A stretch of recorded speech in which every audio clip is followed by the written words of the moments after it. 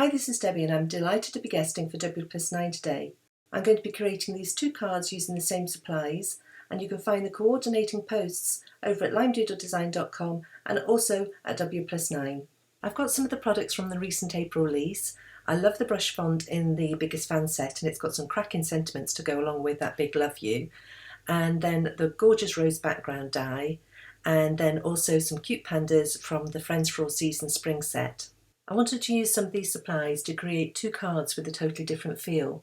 Firstly, I wanted to watercolour a background for the rose background die in some hot sunset colours, and then switch those colours out for a softly blended pastel background and adding in a cute panda from the Friends for All Seasons spring set. I'm starting off by die cutting the rose background die from some Nina Solar White in the 80 pound weight. I've added in a metal shim into the sandwich to make sure that this detailed die cuts nicely through the cardstock. It's then just a case of removing the negative portions and you're left with a beautiful die cut background. I'm going to be placing this die over a watercolour piece, and for that I'm going to be using some Arches cold press watercolour card which I've taped down to a board to help prevent it warping. The colours I'm mainly going to be using are Quinacridone Coral by Daniel Smith, and then Lemon Yellow and Indian Yellow by Schminker. And I'm preparing some puddles of those colours in preparation for bringing them onto the watercolour card. I'm going to start with the wet on wet technique, and so I'm laying down a wash of water before bringing in the paints, and that layer of water will enable the paints to blend beautifully together. I'm starting at the top of the panel with a Quinacridone Coral and then coming down through the Indian Yellow to the Lemon Yellow to get that gradation of colour. Now that I've got the base layer down, I'm starting to bring in some deeper colour to give variation. At this point the panel is still wet, so those colours spread out. However, I'm going to hit it with a heat tool and then I can start adding more layers on top. I want to get some of the real heat of the colour where the centres of the flowers are, so I'm using the die cut as a guide to where to add more colour to the panel. I often think that watercolouring can look a bit of a hot mess until the point that it doesn't, which probably isn't very helpful, but I will say that no matter what, when you're adding a die as beautiful as the rose background die over the top, you could probably put that die over a toddler's artwork and it would still look gorgeous. So once I'd finally finished fiddling around and adding hot spots of colour, I'm then going to give it one final hit with heat tool, and then I'm going to add some splatters. I'm using some of the colours that I used previously, and I'm also adding in the Schminker Silver paint to give some variation in colour, to give some highlights.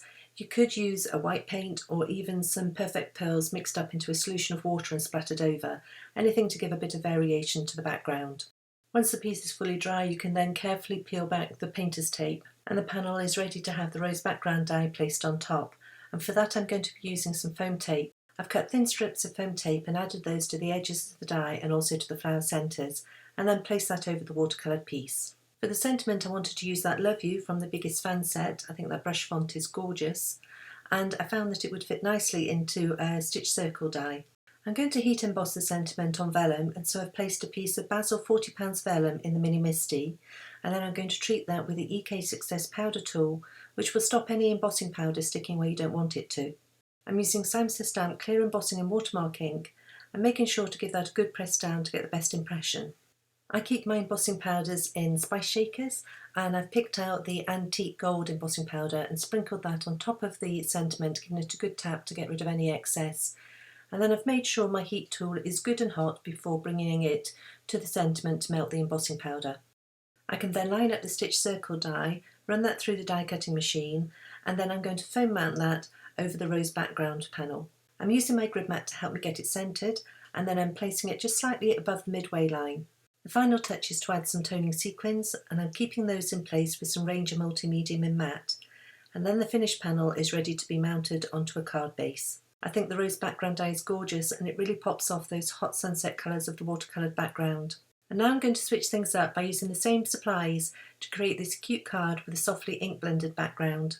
I've already die cut the rose background from Nina Solar White card, and I'm using another panel of Nina Solar White to blend in some dye inks. I'm using Samsa Stamp Cotton Candy, Melon and Sea Glass dye inks. I'm starting with Cotton Candy in the bottom right corner, and then I'm going to blend that out into Melon and then finally into Sea Glass. Because we're going to be placing the rose background die over the top of this, the ink blending doesn't have to be perfect, and I'm also going to add some splatters a bit later, so again, you don't have to have perfectly ink blended backgrounds when you're actually placing so many other things on top. I've gone back to my paint palette to add the splatters. I'm using Daler Rowney Thallow Turquoise, Daniel Smith Quinacridone Coral, Schminker Silver, and then some more of the Schminker Indian Yellow. I've added thin strips of foam adhesive to the back of the rose background die, and then I'm going to place that on top of the ink blended panel. This time for the sentiment, I'm stamping the Love You from the Biggest Fan set in VersaFine Honest black ink onto Nina Solar white, and then again I'm going to cut that out with the same stitch circle that I used for the other card. I'm also going to stamp one of the cute pandas from the Friends for All Seasons spring set, and I'm going to stamp that in Sam Says Stamp Intense black ink. This is a Copic friendly ink, and I'm going to add some rosy cheeks later on, so I wanted to make sure that I used a Copic friendly ink. I'm double stamping it using the Misty Stamping tool to make sure that I get a really good black outline on the panda, and then adding in the Missing You sentiment. I ended up stamping the panda again because I wasn't quite happy with how I'd lined up the Missing You sentiment. These are the matching dies to the Friends for All Seasons stamp set, and I'm trimming out the relevant panda die with a set of tin snips, and then I'm going to run that through the die cutting machine. Having worked out where I wanted to place the sentiment and the panda, I'm again using the grid mat to help me place the sentiment so that it is centred but slightly just below the midway line this time, and then adding the cute panda to the side. Once again I'm adding a few turning sequins with Range Multimedium and Matte, and then I'm adding the finished panel to a card base. With both cards complete, you can see that the rose background die looks stunning placed on any background. Today we've used watercolours and a softly ink blended background, but it would look equally stunning on top of pattern paper. The gorgeous brush font of the Biggest Fan set can also adapt to different styles, complementing the gold embossing on vellum of the hot watercoloured sunset card, and equally the soft pastel background of the cute panda card. I want to thank you for joining me today, and Dawn and W+9 for having me as their guest. I'll leave links to the supplies that I've used today in the YouTube description below, and there you'll also find a link to my blog post as well as W+9. If you've enjoyed today's video and you want to keep up to date, then please consider subscribing. Thank you, and thanks for joining me today.